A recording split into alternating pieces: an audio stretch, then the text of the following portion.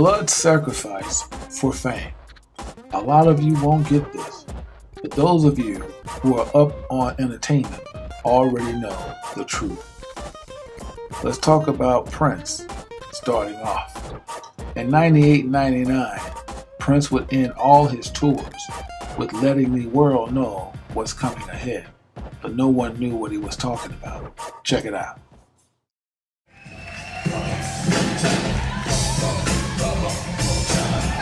We got one more, and we're gonna get out.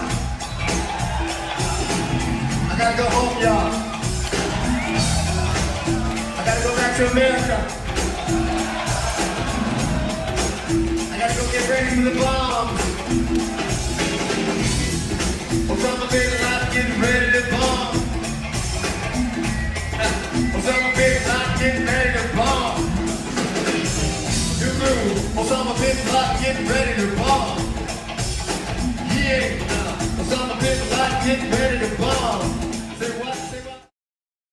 Now you tell me, how do Prince know about the bombs 2 to 3 years ahead of time, when Al-Qaeda and Osama bin Laden wasn't even talked about until the bombs and the towers actually went down?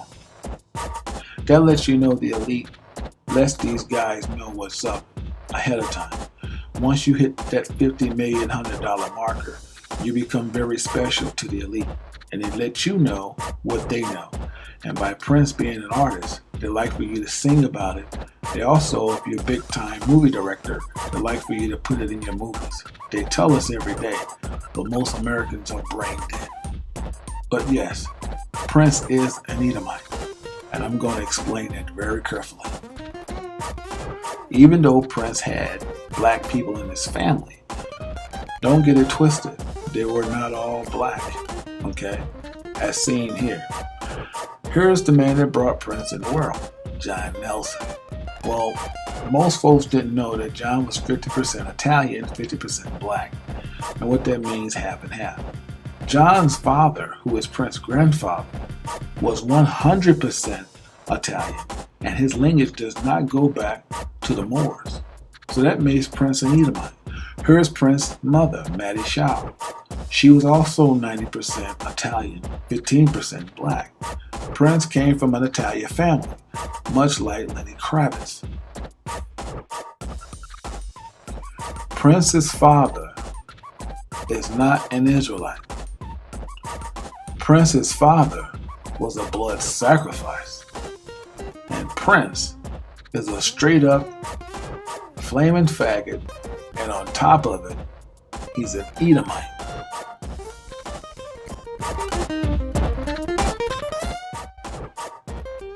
Prince's father dies.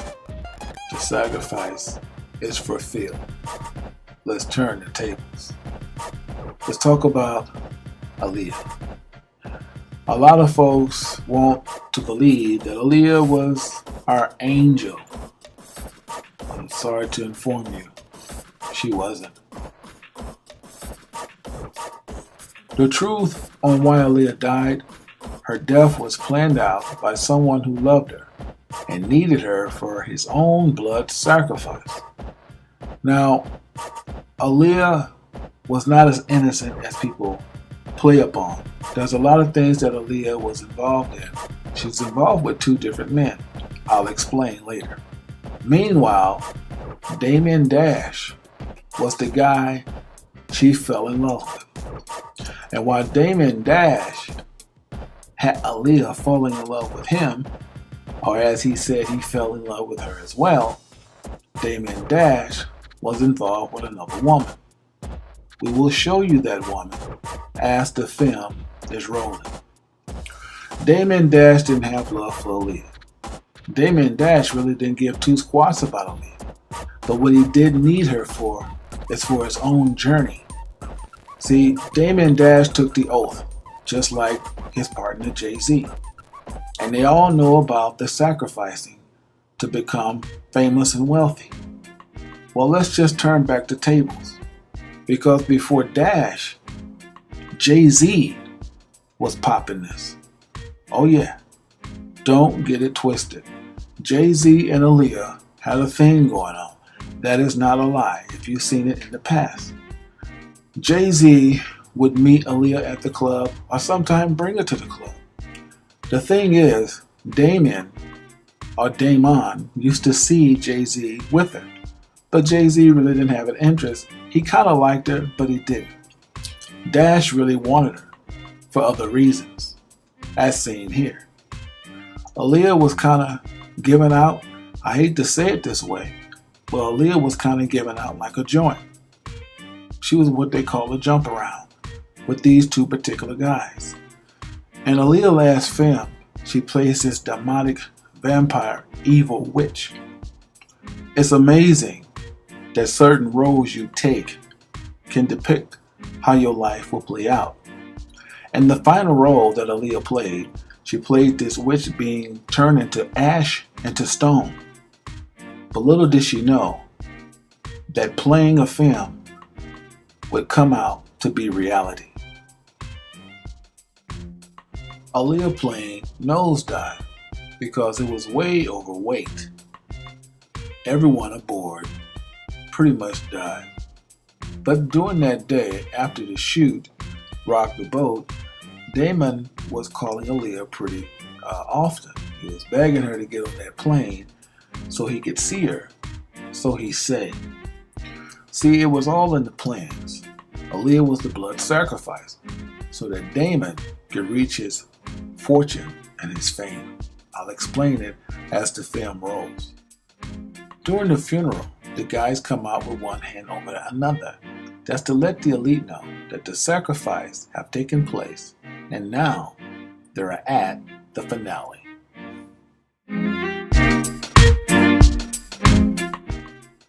Rachel Roy is well aware of the sacrifices that goes on in Hollywood.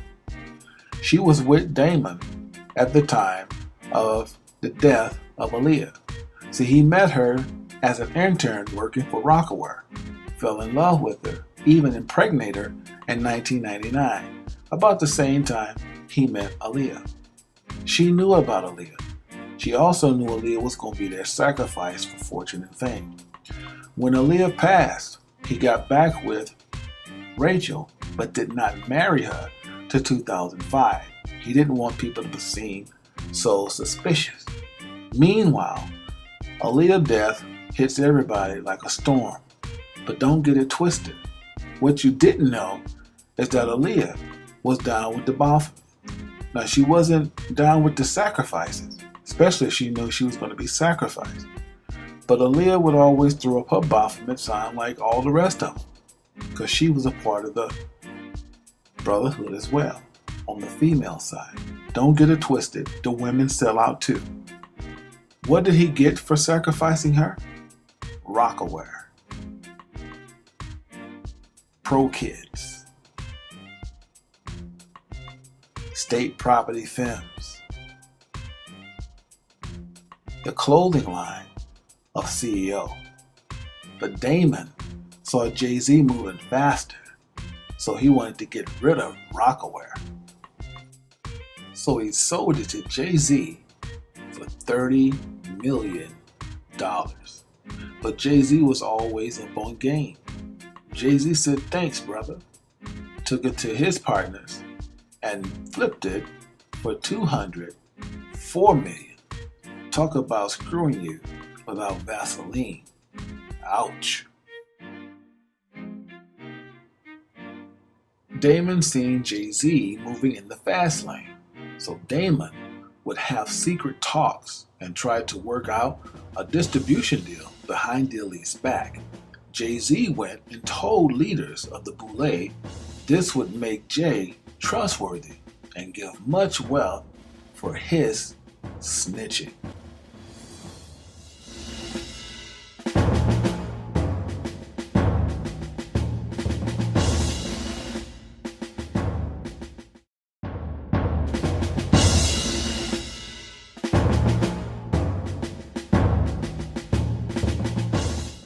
Jay-Z was rewarded very well for his role in snitching on Damon Dash. He got the 40/40 Club, Rockaware, Def Jam Recordings, New York Knicks, Jay-Z Inc., and also Lunch with Bill Gates.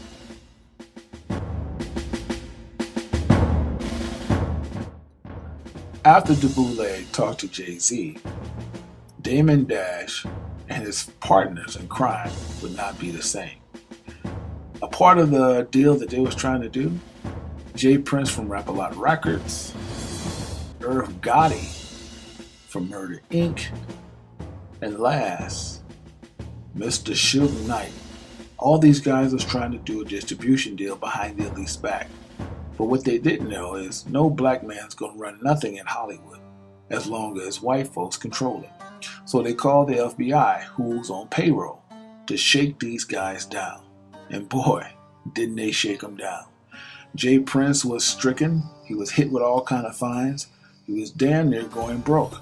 But if he could produce a blood sacrifice that would give him some royalties back. And he did. With Pimp C. Pimp C did not die of an overdose cough syrup.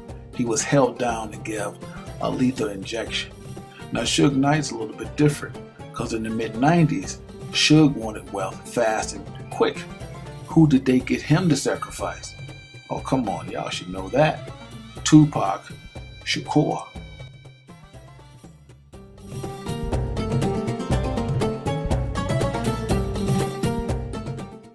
Irv Gotti thought the world was his, until the FBI put bogus charges on him for indicting cocaine and others bogus charges, stripped him of all his riches. Def Jam spit him out. BT had nothing else to do with him. They pretty much took him for broke, stripped him of everything he ever worked for in his life. Damon Dash followed right behind. He could not pay his bills. Rachel Roy did not want to be a blood sacrifice, so this past April of 2009, she knew to divorce him, because who's ever close to Damien, whether it be his kids or her, he would use them for a sacrifice so that he can get his royalties back. What did Damon do? He went back to Jay-Z. So you know what that means. Dash is officially Jay-Z's bitch. Michael Jackson died on a drug overdose. Michael did not die of complications of the heart. I guess so, after the drug overdose reached his heart. See, all of this started some time ago. Michael's been carrying the estate all his life. He's been taking care of his family all his life. Janet thought it would be a good idea to do a reunion tour, but Janet was coerced with Joe Jackson. Remember, Joe Jackson still tells these people what to do even at age 50. So Michael didn't comply. He gave a verbal agreement that he would do a tour in the States. Meanwhile, he signed another deal in London. If you Google back, it'll tell you that the Jackson was currently being sued. But they worked out a deal that they do all the dates starting off in London. Michael did not get along with all his brothers, contrary to what they want you to believe. Michael did have a well rapport with Jermaine and Janet, but that was growing thin. Michael spent most of his time as a loner because he just got tired of carrying the weight of his shoulders of the family. This is what it's all about. Michael was the blood sacrifice for the Jacksons. See, Michael did not want to do all these dates. He was not into carrying the estate for the entire family. He did love his mother, but his family, his siblings, was getting on his nerve. So that infuriated the family. Hey, do not be fooled by all those crocodile tears and all that dressed in black. Let me tell you something. Everyone in Hollywood knows about the Baphomet and the sacrificing of death to be wealthy, of fame. They're just putting you on. But let's take a brief moment and talk about her husband, Jermaine Dupri. Everybody knows him, right? Did you know that Jermaine Dupri was a molester? You remember the group called Crisscross? He molested both of those boys and paid them off. Yeah. Who are they? Well, let's get that slide. This is Crisscross. Now, back in the 90s, they were hot with the cut called Jump Jump. Now, the guy to the right, he's still around. Dude to the left, he's in hiding. This messed these guys up for the rest of their life, man. Now, check out this dude. He was a part of the crisscross. His hair is falling out now. I'm not saying it's from him, but I'm just saying they twisted, man. Their whole life is just upside down. But they took the bait. They didn't take the oath, but they took the bait. But they might take the oath because they're trying to get a current deal with Def Jam Records. Not Def Jam, but Columbia through So Def that Jermaine Dupri owed. If you see all the spots in his head, that's a disease. I forgot exactly what it's called. But man, look how that brother ended up. Now let's get back to the Jacksons. Joe Jackson at that. You know, Michael did not get along with this man at all. He's controlling. He's still telling him what to do at 50. But nevertheless, Michael dies 4 or 5 hours later. This man rents an Atlas truck. What is that? It's a storage van. He takes all of Michael's possessions out. And remember, this is not even his house. He don't even have the jurisdiction to do it.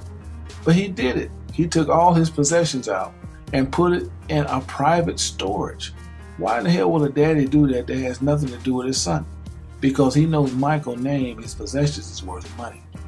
Joe Jackson is sitting there in deep thought. This man, the guilt that they live with every day, this is why they turn to cocaine, this is why they turn to alcoholic, because they know what they have done to get where they're at. Now, the guy, the doctor of Michael, he just did what he was told. Delis told him to give him a lethal injection, and that's what he did. He's even stopped his practice. Meanwhile, Janet with the half-nakedness, with the boobs sticking out, with the thong up the butt. When it comes down to it, the family is totally damn wicked. Alright? He did not want to do anything that they portray him to be. He wanted to just be left alone. And there's only one person that told the damn truth, and that's LaToya. I guess you say why. LaToya is only telling the truth because she was left out the loop.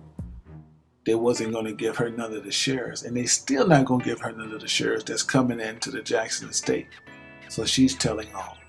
Even the mother, Catherine, she knows about why her son had to die. He's worth more dead than alive. Look how she's looking. She knows the truth. Meanwhile, Michael Jackson was the blood sacrifice for the Jackson estate.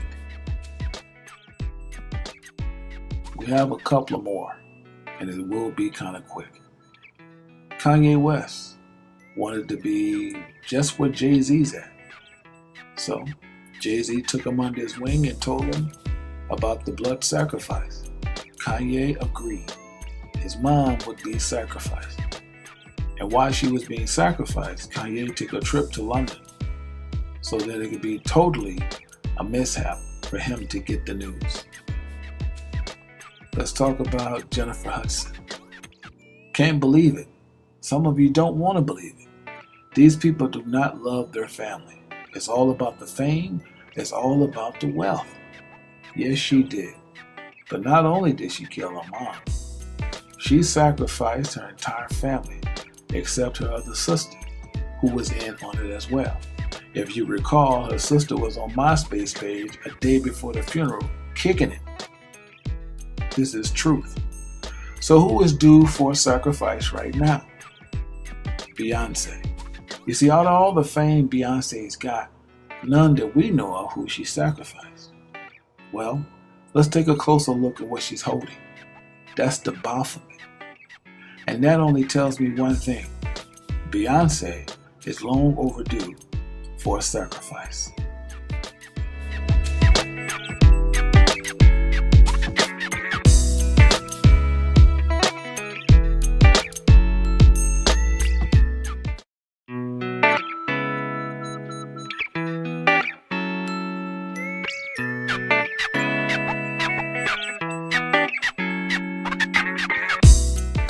Truth is always true.